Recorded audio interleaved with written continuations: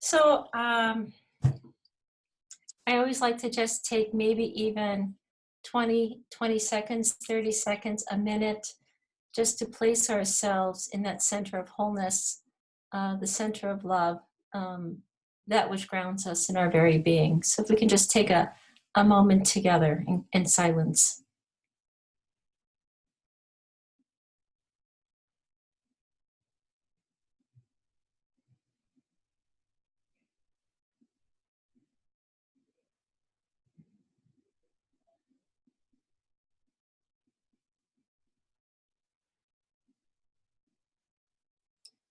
So we ask the spirit of love, the energy in our midst that is divine, to nurture us and deepen us, and in that search that we're all searching for, I think, and that deepening of meaning and wholeness in our lives. This evening, I thought I'd speak a little bit about holism, relational holism, which is really at the heart of Teilhard de Chardin's vision.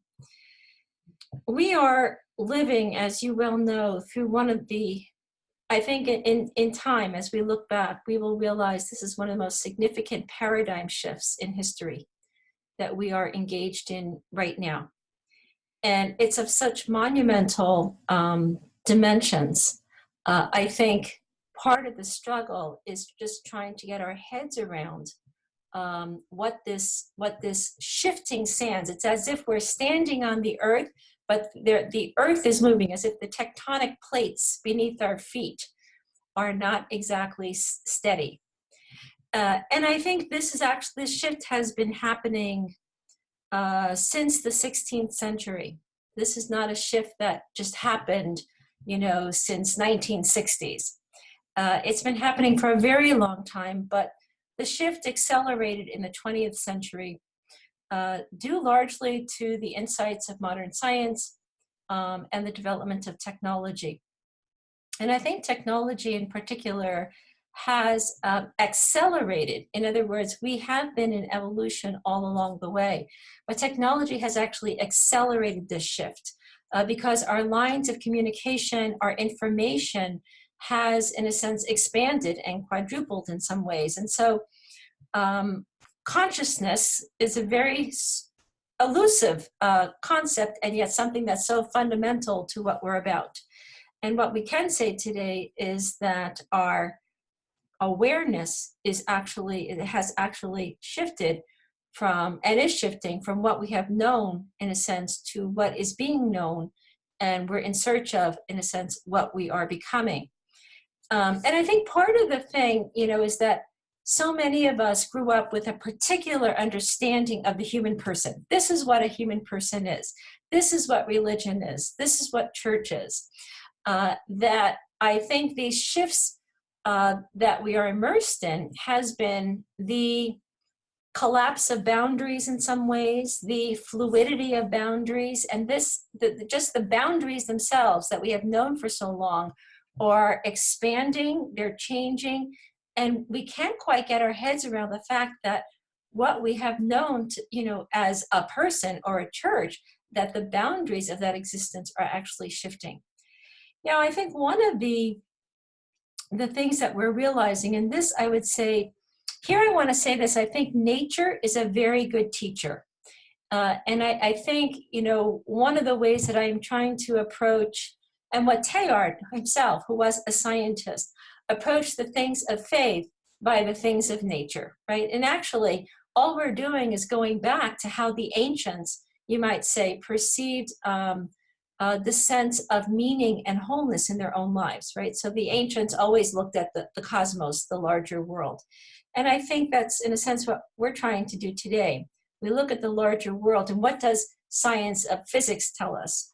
What does biology tell us? What does cosmology tell us? And one of the things I think I'm learning from physics, which is a really fascinating area, especially in terms of quantum physics, several things. One is that it is a deeply, almost, if you might say, intrinsically relational universe. I mean, the idea of, parts and whole, in other words, you can't really separate these things, right? So we have a consciousness of parts, right? We're this person and that person. This person is this color and that gender. And yet on the deepest levels of nature, there is no, there is in a sense, no radical distinction between things. There's an interrelationship of things. The second is the role of consciousness in nature. For so long, we thought consciousness was something that humans have, that we had inert matter that somehow became living matter, that somehow evolved into humans, and then we have bigger brains, complex brains that have consciousness. Today, we're learning that no, consciousness may indeed be the whole foundation of the material world. Now, there are different schools here. Some panpsychists will say it's all consciousness, and matter, in a sense, builds on consciousness. Dual aspect monists say it's consciousness and matter. So scholars are not sure how matter and consciousness are related. What we can say is that there's no such thing as pure matter or inert matter. That consciousness plays a fundamental role in the material world. And I think that notion that consciousness is fundamental to what nature is and what nature is about is very, very important for us. Consciousness, in a sense, shapes what the material world becomes. We know, even in our own experience, when our awareness shifts, our whole worldview shifts. In other words, we make different choices. We see the human persons differently. We look at the world differently. So consciousness and materiality are deeply connected. The amazing thing about, and those of you in science, I know Ben and others, you know that nature doesn't work as individual parts in competition with one another. Like the cell says, hey, I'm a cell and you're just a little DNA particle and I don't really care about you. Nature always works, a cell, for example, will work very synergistically among its parts, right? It works as a whole. And we know that even in a single cell, if you were to disrupt one aspect of an organelle in a cell, the whole thing will reorganize. So nature works as a whole, and I think the term holon is really helpful here, that it's whole parts, right? They're parts that are wholes within a parts of wholes. And this kind of understanding was really part, I think, of pre-axial thinking, even though pre-axial people, and by pre-axial, I mean ancient, what we might call primal religions, religions that emerged with development of the human person, where they had a sense of a spirit in nature. They had a sense of the unity of the skies and the trees and the earth and the human community. They had a sense of the whole. They had a sense of belonging. Primal religions have not gone away. They still exist in our world today. And, if you ever meet someone from a primal religion, they will say, well, I don't learn as an individual. I learn as part of a community. Like I can only really know myself as part of a community. So in that kind of whole, whether it's on the level of nature itself or on the level of human nature, the whole, in a sense, is the foundation for the part, or the part is part of a whole. I think in our own time, certainly when we get to past the Middle Ages and into modernity, that whole framework of holism really breaks down, and it breaks down significantly. And I would say really a lot of that breakdown is due to the resistance of the Catholic Church to embrace modern science. We know that the Catholic Church said no to the Copernican theory, and said, we're sticking with the old cosmology, that we've had. And it was about politics and it was about power. And it really had nothing to do with God or theology. But that breakdown in, the 16th century, and I would place maybe the Galileo affair just as a watershed period there.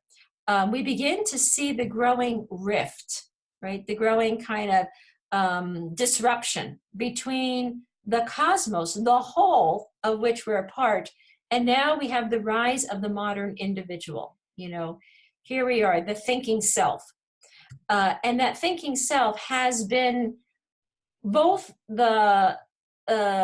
on the positive side, it's that thinking self that has given us the modern era, right? The rationality and the ability of the human to logically build a world.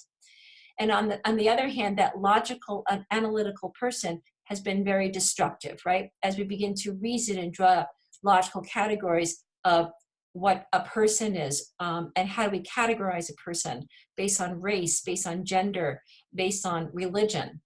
And so what I think today is that nature itself, nature of which we're a part of, nature doesn't belong to us, we belong to nature. And I think nature is really struggling through us to find a new wholeness. It is really, in a sense, nature seeks to be whole. And I think what Teilhard really just adds to that is the whole, at the core of the whole, that absolute wholeness. And by absolute, that wholeness that is not subject to the contingencies of nature, that wholeness that will not dissipate despite breakdown of things. That wholeness is what we call God or Omega. And what Teilhard has said is that whole is within us, but that whole is also more than us. It keeps drawing us onward. So you can see how Teilhard, brings together insights from science with, you might say, a deep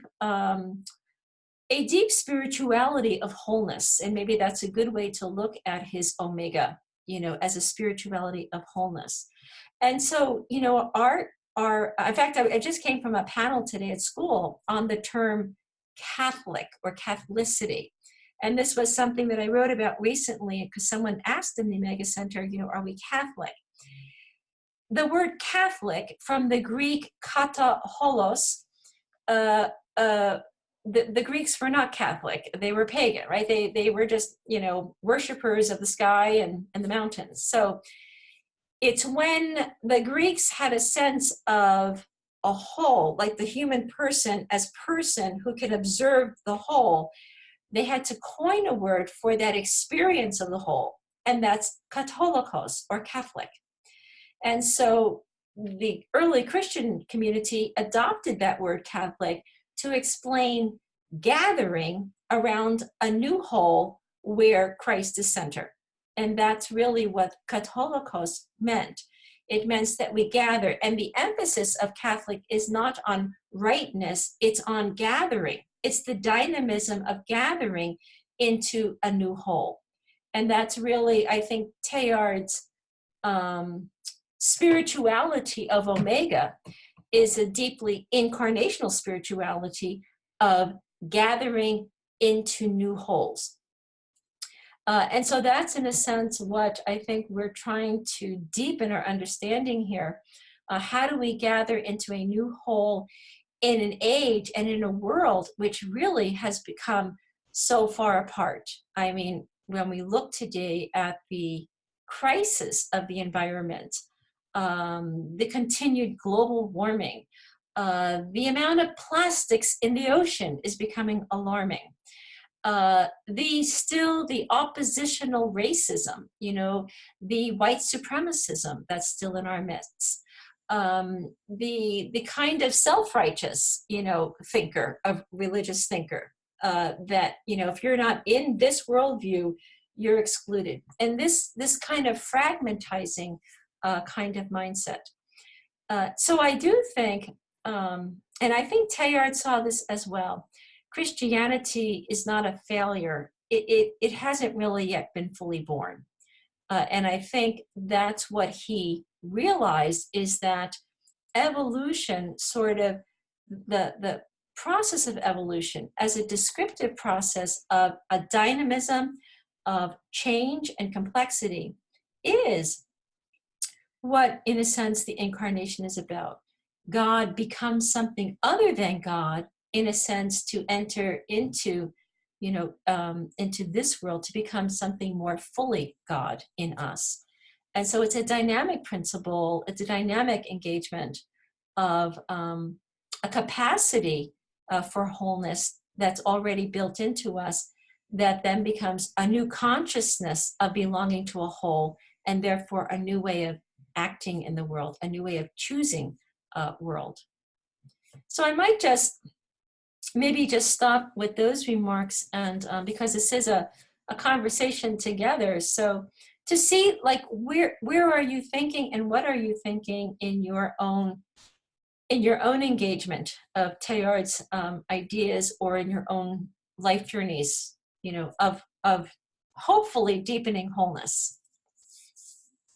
So I open it up to you. I'm going to bring everyone back on here in just a second. One moment, everyone. Okay, everyone is back. And we were thinking that it takes, there are 3 readers to the Passion. Yes. Somebody needs to. I think someone has a conversation going on here. Sort of the narrator. If we can find them and remute them. The lectern and uses the audio system. Okay. I'm a liturgist, and that wasn't me. So with everyone in mind, if you take a look at the bottom of your screen, you should have a button that says participants. And if you click that, there's a place where you can raise your hand. And if anyone has a question, they can raise their hand, and we'll just go through everyone one by one, as many as we can take tonight. If we don't get to you, our apologies. You can submit to the new Ask Ilias section of the website. Ilia's been writing those every week, and they've been wonderful. Thank you very much, Ilia. And if you wouldn't mind, just one question a person so we can give lots of folks a chance to chat. Thank you. Does everyone see the section I'm talking about down at the raise hands? Mm-hmm. Okay. Yeah, mine's at the top of the screen. It says share. You should see right next to that participants. Mm-hmm. And you just click hands. I see a question from Ben. Ben. Yeah. Hi. Hey, Ben.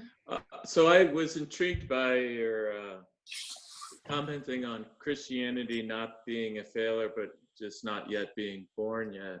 Mm-hmm. And it seems like that's probably the case. And I guess I wonder, I mean, one thing that I struggle with is, you know, what is religion or Christianity of the future? Not that we can ever really know that, but and how does it interplay with technology and our socioeconomic system? It's all interrelated, speaking of hold-ons. Yes. And so how those things evolve together, and you know, it seems like we may continue in our form of Christianity as long as, I mean, the conventional, popular, institutional church, which I guess is oversimplification, but you know, it's tied to all of our other cultural aspects. And how does that evolve? And that obviously interrelates with evolution of consciousness. And I guess, I mean, what is religion where are we going with us as homo religioso, I mean, as human beings that are religious? Right, good question. So, 2 things. One, Teilhard did think through this question, and I have been thinking through, I'm working on a new book on artificial intelligence and conscious evolution, or axial consciousness, on gender, religion, and what I'm calling the new person. So let me just begin by saying that, and you would know this, Ben, I mean, we know the human brain is plastic, right? The human brain can change. In other words, new circuits can be born. Some centers can, in a sense, die out, so to speak, based on environmental stimuli, right? So what I think information technology is doing for us in this postmodern age, it's rewiring us, literally. And if you look between generations, between, say, millennials, Gen Y, Gen Z, we're looking at a rapid evolution, I think, of new brain wiring, if I can put it this way. Gen Z youth, which are born between 1990 and 2016. Is that someone really disagreeing with me?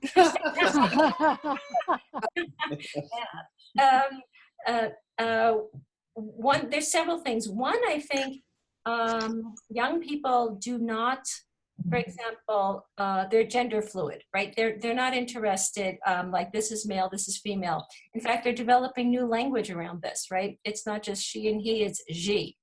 And you think to yourself, oh, this is so crazy, right? Because God made them male and female. Well, we know from nature that's not really true anyway. There's always been, a little bit more spectrum and fluidity in nature. What I think is happening as we rewire, we're rewiring horizontally, because that's our lines of communication. We're rewiring as systems, not just as we're not just individuals. We're coming out of the individual phase of human existence, the liberal subject, and we're rewiring as complex dynamical systems, which means that what I am as a person is actually impacted, if not influenced, by my relationships, which means all that I'm distributed through, my connections on my social media, my computer, my phone. This is my world is extended now into my electronic world. And, we still treat all of this like, here's my electronics and here's me. And young people say, no, you can't separate the electronics from me. The electronics is me. It's myself, my exoskeletal self. All of this to say is we're giving rise to a new type of ontology. And therefore, the missing piece as we move into the future is what tethers us, what not just binds us together, but what binds us moving forward. How do we move forward into something more? How do we know technology will not make us more divisive, rich over poor, smarter over, less smart? So that's where religion needs to be reborn as part of the system of emerging personhood. In other words, religion's not this thing that hovers over us to tell us what's right and what's wrong. Religion has to find a new gravitas as the whole of which we're a part of, right? And that can only happen if world religions give up their individual lines of power, or escape, as Teilhard called them, and begin to emerge. And so we might see, I think, up ahead, and there's two things, if I can answer you. Teilhard would say we need a convergence of religions. In other words, not a blending, not a vanilla blending, like we're all like a big mixer. We're going to throw Jews and Muslims and Christians and Jains and Hindus all together and mix it up and come out with something. Rather, it's it complexifies, right? So we see bits of this today. We call it syncretism, right? I like yoga, I like to go to the temple, and I like to say the rosary. And you think, oh, that's so, soupy, that's so vegetable soup. Well, actually, it's part of this emerging convergence of things. Now, what Teilhard would say is, actually, that convergence, that is Christogenesis. So our notion, in Christianity is, oh, no, Jesus Christ, and then the rest of the world. And Teilhard's saying, no, as Richard Rohr is trying to say in his book, The Universal Christ. The Christ is the whole, right? It's the universe. The whole body is the Christ. So as Teilhard would say, Christ is not the great exception to world religions. The whole then, as it converges, then becomes that divine incarnate, right? So when I say we're at the beginning of Christianity, it can only be that the fullness of what we have the capacity for can take place only through a new convergence and complexification of what we are. So I think this whole thing is just being born. Now, we don't have to use the language of the Christ. We can use other language, but that's what the symbol of the Christ means, right? It's a convergence into something more unified and more whole. Let's see, this next individual is a string of letters and numbers. Okay, Judith. Judith is my name. Right. Sorry. Tell me your name again. I promise it's not an electronic name. Judith. Oh, Judith. Hi there. I haven't already moved into the electronic exoskeleton. Great. Thanks so much, Ilia. I find your work just so helpful in terms of all my own questions and even the people I work with and that. So it's just fantastic to have a rich, intellectually adequate and challenging movement, I suppose, and thought. I suppose my question really is, what would be best to concentrate on by way of being part of this evolution? Like, there's so much, it seems, almost to be done, like in Yes. renaming who God is and how we pray and what we do in terms of all the earth and everything. But I suppose I'm just curious what you would like.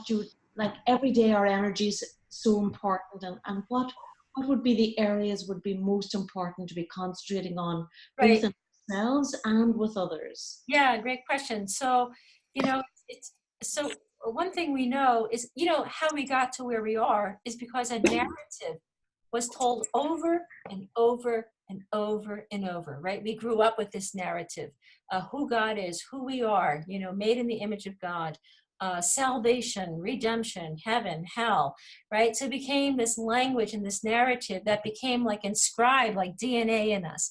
We need something like that now, with new language in a new narrative. And that's part of the work, really, really at the heart of the Omega Center, right? We're trying to develop that new narrative and to find new frameworks to, begin to think about these deep realities immersed in new ways. But Judith, I think one thing that would be really helpful, because it can be overwhelming, right? Where everything is just like this tidal wave taking us over, and we think to ourselves, well, how do I think? How do I get up in the morning? Who do I pray to? Should I pray at all? And I think it's helpful to have a journey an Omega partner, if you will. And one of the things we try to do is provide, we've sorted this Omega groups, right? So the idea is, can you find one or two other people that you can maybe share one of the blogs with, or something you've read, and what is it, to work together, to build networks, right? Personal networks of wholeness. And I think that's really important.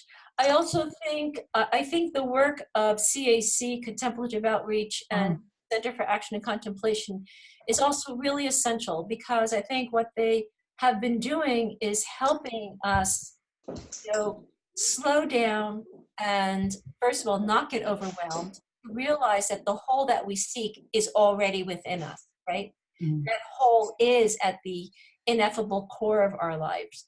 And therefore, meditation, silence, walks in the park, whatever it is that centers you, that centering is really important. So I would say centering, dialogue in small groups, reading, and again, the Omega Center really just hopefully serves a mission of, allowing questions to come forth. We need a forum, right, to engage in these discussions and to ask our questions. And never to feel like, oh no, my question's not, no one's going to really, they're going to think I don't know anything, and who cares, right? No one knows anything anyway. So we're all learners. That's the beauty of it, right? We're all novices in this unfold, immense, I might say, immense of life. So I would just say tune into the Omega Center. But where are you locally, by the way? I'm near Dublin in Ireland. Oh, lovely, wonderful. I thought so. I got a little bit of the thing. Yes, accent. Yes. Thank you. Yes, I think, I bet right around you, you can have, I'm sure you have conversations. Begin to take some reading material and share with a friend or two, or form a little Omega group in Dublin. We'd love to have a group in Dublin. That'd be really awesome, and just, it's like everything else. It's constant. Networking is not a static thing, right? It's a ongoing, dynamic process of engagement. That's what we need here. And we've got to get over the fact, that we're going to go to a church or go to some, school, and someone's going to tell us what to do, right? We're so used to that mentality. You just tell me what I need to know, and then I'll know. No, that's over, right? It's now you. You need to engage, right? You need to be in touch with the whole, what's drawing you, to a new sense of wholeness, a new sense of a new understanding of God, if you want to use the language of God. What is drawing you, period, right? To be in touch with that. And then to, to see how new insights can help deepen that and be in dialogue with others. I hope that helps a little bit. Thank you so much. Yes, indeed. Yeah. Great. Next we have Connie May. Connie May. Elio, in Teilhard's way of thinking, he sees that at a certain point, because we cannot keep lateralizing, we have to come together, which you just talked about. And then we find the new peduncle, and I see you as one of those ones in the forefront of that search for the peduncle into the next level of consciousness. The thing that troubles me is how many people don't follow that, but they fall back on down in Sure, first. Connie. Yes. I have a film strip series. You can see that white thing above my head. It's called Survival. Are you familiar with that? No, I don't think so. I don't think so. Well, I found it back in the 60s, and evidently back then they were telling people to destroy them. I've been using them for retreats for many years. They're getting old, and getting bulbs for the projector are getting hard. So one of the local universities researched to see if there were any copyright issues, and then went ahead and digitized it. Okay. And now I've got it out on the YouTube. It makes Teilhard's thought available to any alert 16 year old. Okay, good.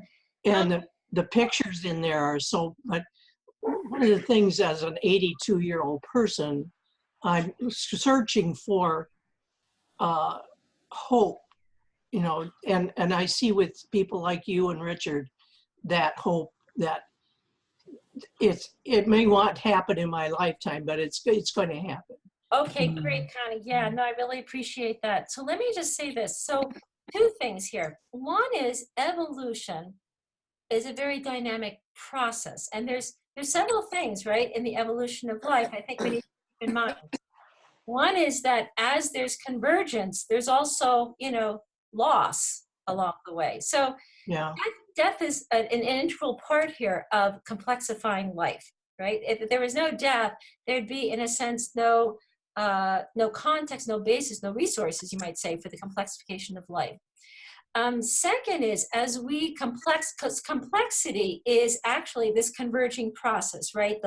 The lines of communication and relationships begin to deepen. That's what we're talking about here. Which means that the way we think about, we're used to this, right? We're used to thinking this way.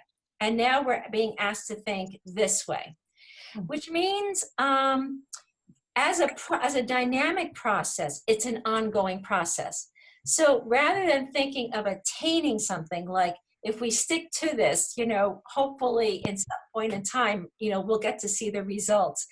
Well, hopefully we'll get to see a little glimmer of something, emerging. But that's about the best that we can do. We have to think in terms of participation. We're part of something that's more than ourselves. We contribute to it through our own personalities, through our own gift. And therefore, we're constantly, Teilhard was really clear, there's going to be resistances, he said, there's going to be sideways movements, there's going to be devolution, right? We're going to not evolve, we're going to devolve, roll back, which is some of what we see today, right? This kind of retrenched thinking, right? Neo-orthodoxy, right? Let's go back to the 16th century because it was better then. All of that is part of evolution. But what he does say is that there is something here that presses on 13.8 billion years. That's how long life, pressing on towards something more complexified, more whole. So that's the optimism. And Teilhard says it's because God is that future, right? That absolute wholeness and love is the future. Right? Well, who would have thought 5 years ago we'd be doing this tonight? Right? Exactly. And from 5 years from now, we'll have chips probably implanted in our glasses.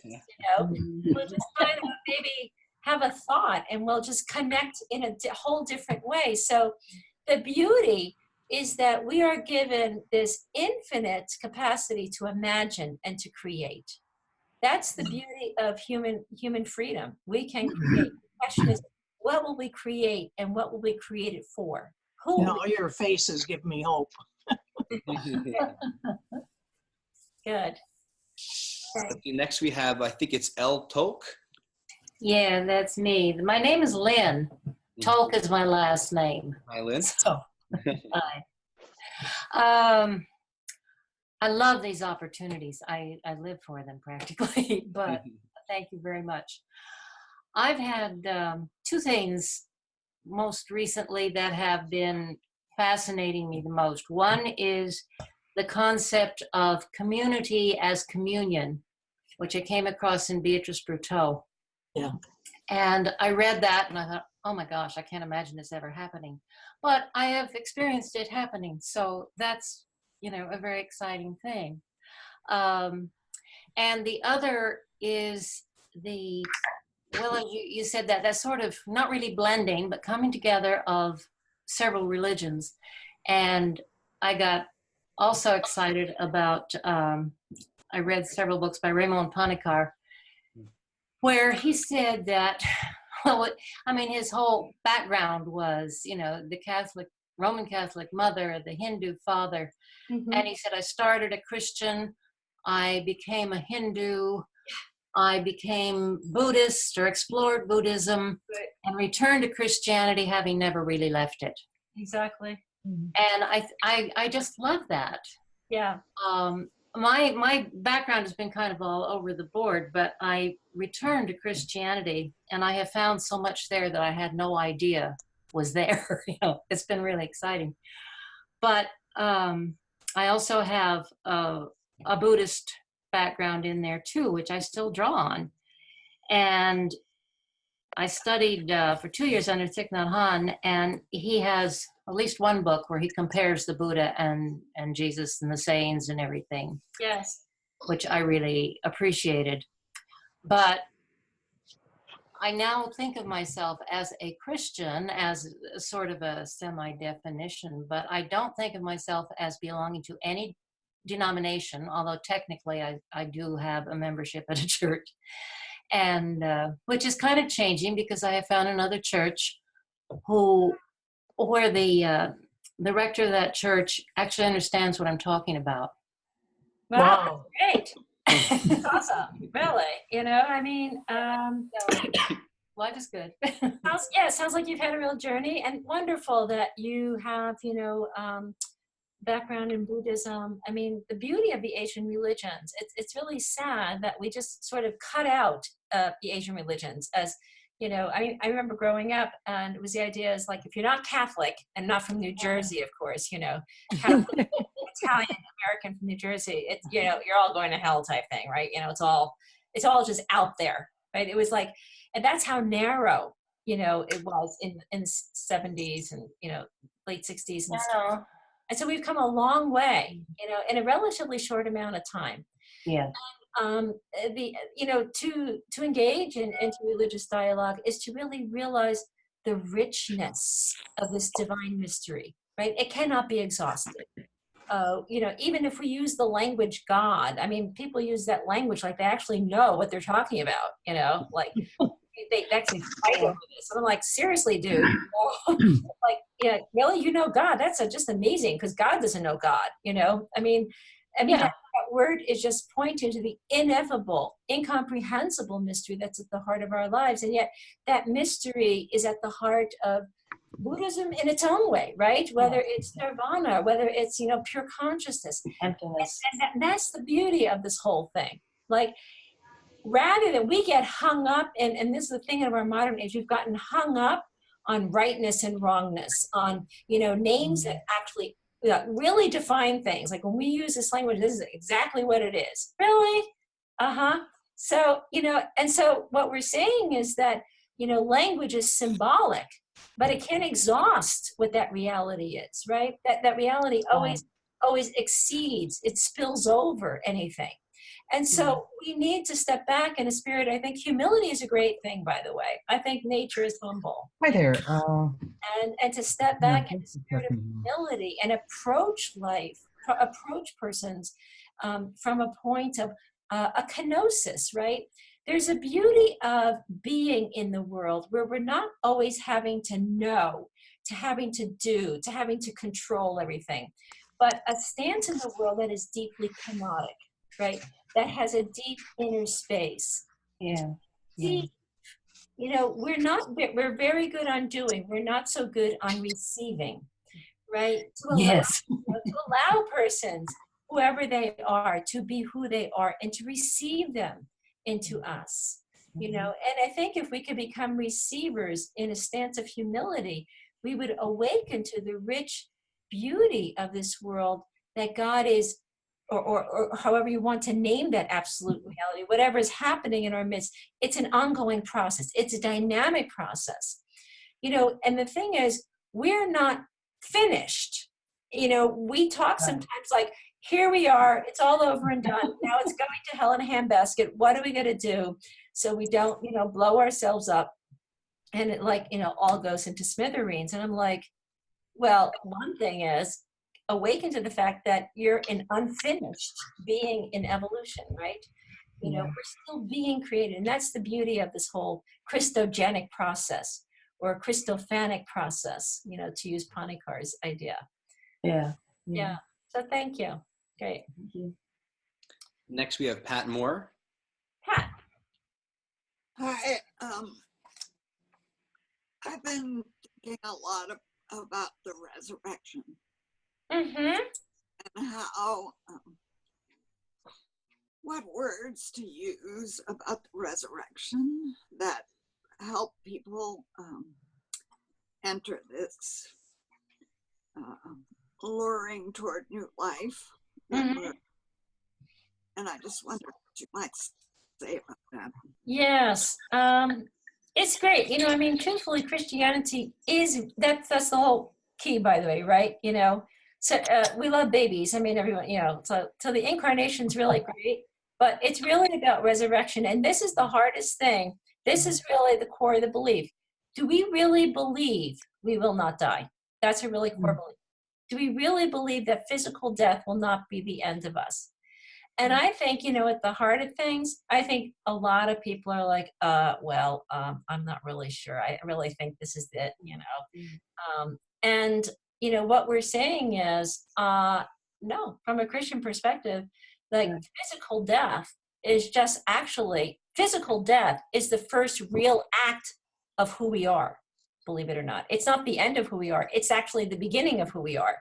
Because this whole earth journey is sort of like, it's sort of like the prelude, you know. It's the opening part to the full symphony, which is that release of our full personality then in God, you know, in this absolute beingness of love.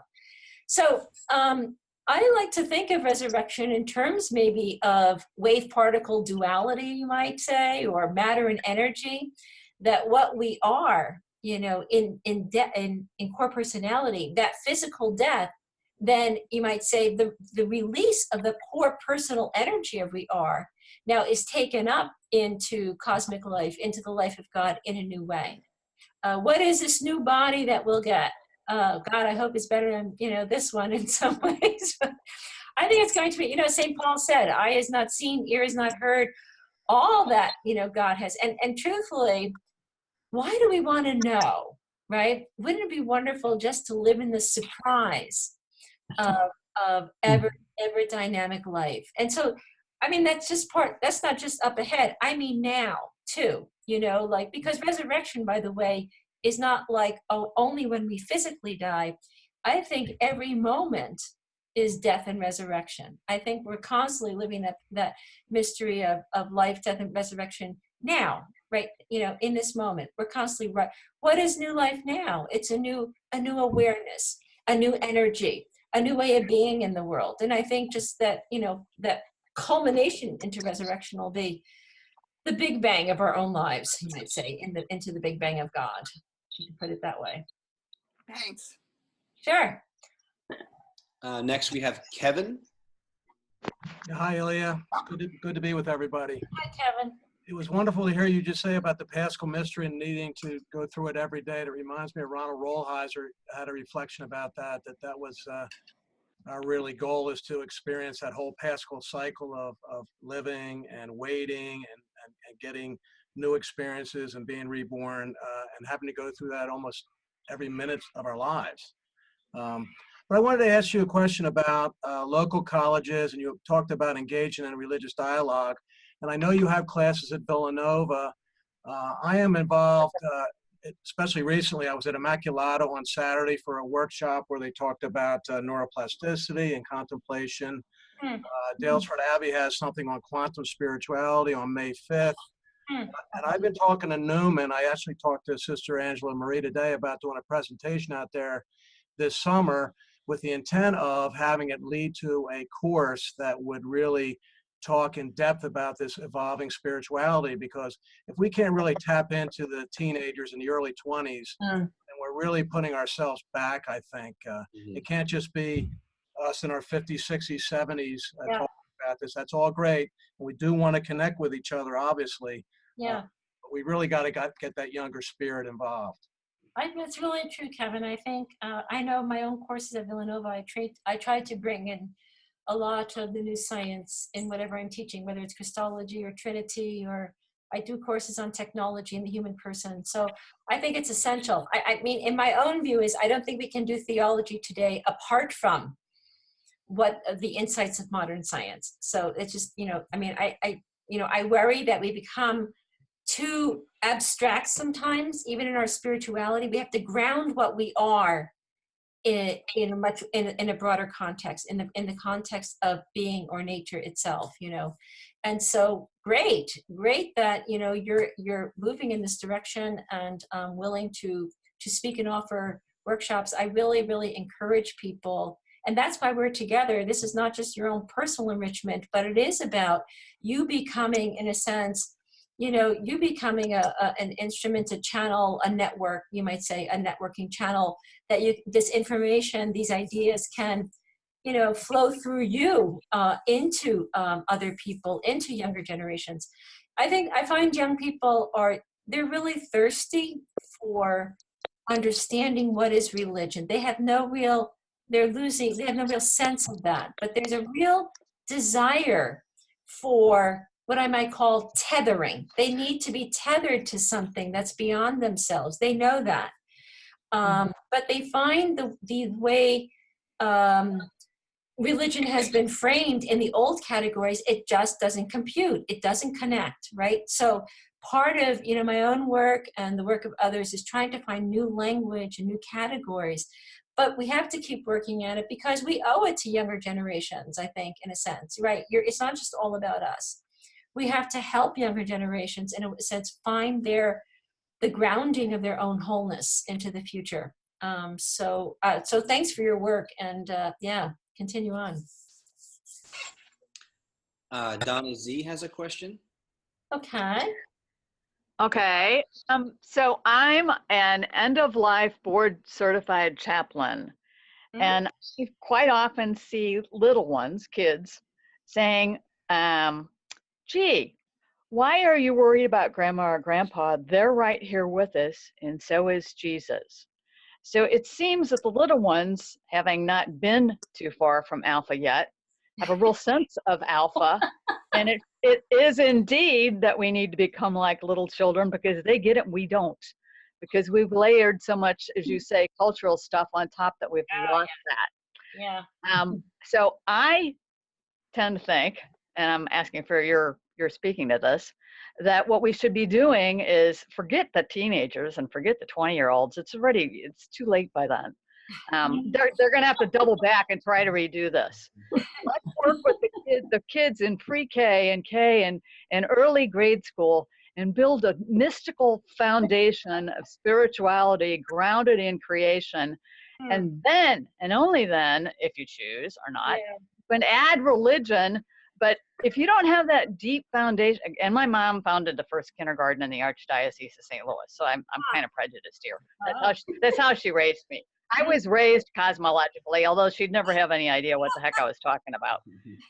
But I think that's where we need to focus. I think we need to bring the little ones in. They've got it. They just need to know how to frame it and what to do with it. Well, that's a really interesting insight, actually. I think you're right. Because, first of all, what we're talking about here, nature is, in a sense, very simple, right? In a sense, the Gospels, by the way, are very simple. Jesus was actually a simple person, focused on concrete persons. So, the Gospels were not meant to be, with a PhD, you can only read this stuff. It was meant for the simplest person. Unless you become like a little child, right? You cannot enter the kingdom of heaven, Jesus says. So there's something about simplicity does not mean stupid. I think that's, our modern bias is that, it's simple. But simple means we've reduced the complexities of things down to the bare essentials. And I think that's what children do. They get to the bare essentials because their brains don't have all that, stuff that older people have. We feel that we have to pull all the stuff in.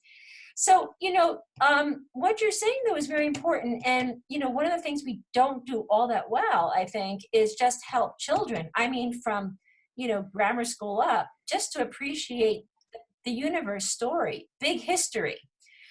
Jennifer Morgan, I don't know if you know Jennifer Morgan from Right. But yeah, she has that whole children's series, on Big Bang, on the Big Bang, on evolution, so that we can begin to teach whatever we're teaching within the context of a changing, dynamically unfolding, complexifying universe, right? Whether you're learning your ABCs or vegetable soup from chicken soup, this is all in a construct. How we construct these things makes a huge, huge difference, right? To how the mind begins to form and to begin to think about things. And I think you're right. What others are saying, like by the time you get to our age, it's really, really difficult because we have dinosaur brains, we've been around a while. And so our brains are they're kind of fixed. And so our poor little brains, we're trying to recircuit, we're trying to redo the circuits. And we have this struggle, whereas kids are like, oh yeah, sure. We're all about, complex systems and evolution and letting go and all this kind of stuff. So I think we need I think our education, if I were to say this quite honestly, our educational system is not the solution to the problems of our world. It is one of the major problems, if I can put this nicely. Yes, indeed. Because the systems are very mechanistic, right? Look at the structure of a university, very hierarchical, right? It's the president, the VP, and it goes down, down, down, down from the president down to the secretary or the janitor, right? So it's a hierarchy of roles. It's not a system. So it's nothing, it's no one's fault. It's just that we have not really attended to the very structures and systems that are forming how we think and how we act in the world. We have a lot of work to do. I think there may have been another Kevin also that had a question. Kevin. Is there another Kevin? Or you may be logged in twice. There's two Kevins. Oh, there's Kevin. Okay.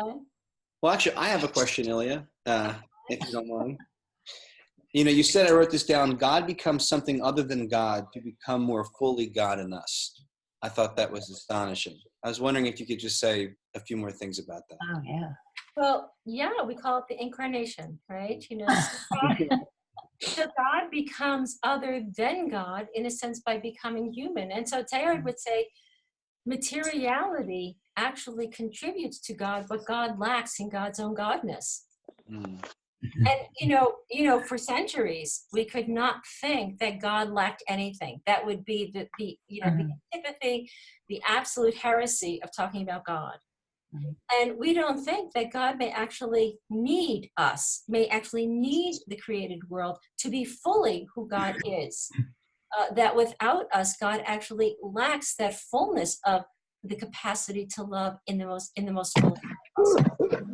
So in a sense, Teilhard has this in his writings. That's why he talks about theogenesis, God's becoming God in and through human evolution. Not just rising up like as a thought, like, oh, God exists. Oh, but actually God becoming God. Mm-hmm. So that, and this is hard because, you know, we're grown up on Thomistic theology and Aristotelian concepts of substance and nature. And we're like, seriously, God becoming God? Really? That's not possible. God is not us. Well, the whole incarnation is saying, but yeah, God is us. And so it's part of first of all, it's part of the mystery of God, that God can become something other than God by entering into us. And it's part of the mystery of us. I think we think we actually know what the human person is because we've studied all these things. And we are absolutely clueless as to what the human person is, right? We're the greatest mystery on the earth next to God, or God is the mystery because we're here, right? So really, if I ever get to my third book, it would be That's great. Any other questions before we sign off for the evening? All right. Well, thank you for this. Yeah, it was. Nice to have you. Just maybe some heads up. Let's see, some heads up. I have a book coming out in the fall. It's on my own journey. It's called Birth of a Dancing Star. It's from Nietzsche's Out of Chaos, a Star is Born.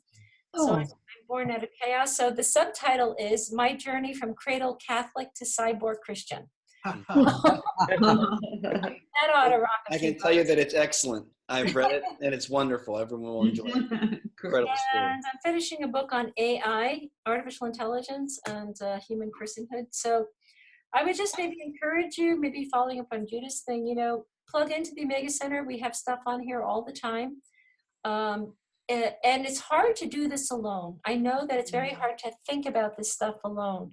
So write in, if you're feeling alone, write to us, you know, we'll write back, or, you know, find some way to contact.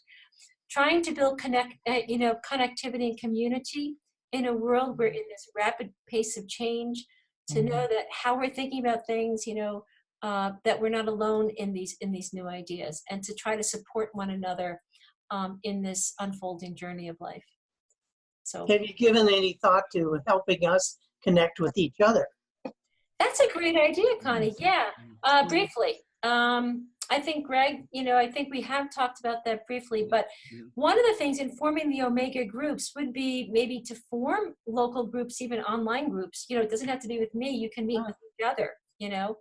You can say, hey, I really like what you said, or maybe, you know, I'm struggling with this idea. Can we Zoom together? That's the beauty of electronics, right? You can meet one another. Just so you know, we will have a conference in December of this year. So in case you want to know, do we really exist, or are we just avatars? I saw you in Cedar Rapids a couple of years ago. I know you exist. Our conference will be the first weekend in December in Chestnut Hill, right outside Philadelphia. Right, so the title is Love at the Heart of the Cosmos, Living in Relational Wholeness, and that's December 6th through 8th, and that's in Chestnut Hill, Philadelphia, PA. Yeah, and we'll have that on the website, so yeah. Stay tuned, as we say. Yeah, stay tuned. I should just add to the previous comment, Ilia, that, you know, right now we're putting a lot of thought into the Omega groups and what those groups need in terms of resources, and how we can help those folks find each other, and how we can help them form, and recommendations we can make even beyond some of the articles and resources on the site.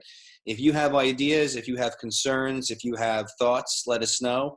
And then also, separate from the groups, we'll hope to have discussion forums on the website sometime this year. So that'll be another way in which folks can kind of meet, engage with what we're doing in the Mega Center, and with each other. So we're looking forward to that. I really appreciate Zoom. I teach by way of Zoom too. So it's just a wonderful tool, and I hope everybody gets comfortable with it. Yeah, great.